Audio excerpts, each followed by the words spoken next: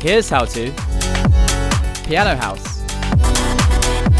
Let's get straight into it. Start with a vocal. I've taken this sound from Splice and it's in the key of B minor. So now add chords, keeping in the key of B minor. We can use any chords as long as they're in the scale. As usual, let's copy the root notes of the chords and add a bass sound. Here's where the piano comes in. We're copying the chords from the pad, but changing the rhythm to add energy. Again, let's add a bass line following this new rhythm.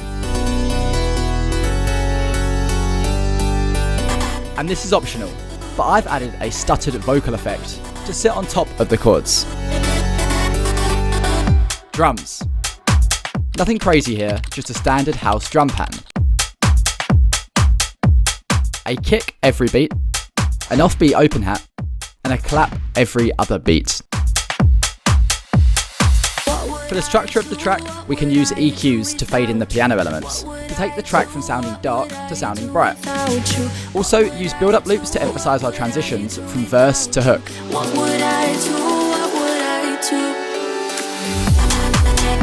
But we aren't finished here. We can re-pitch the vocals to keep the track progressing.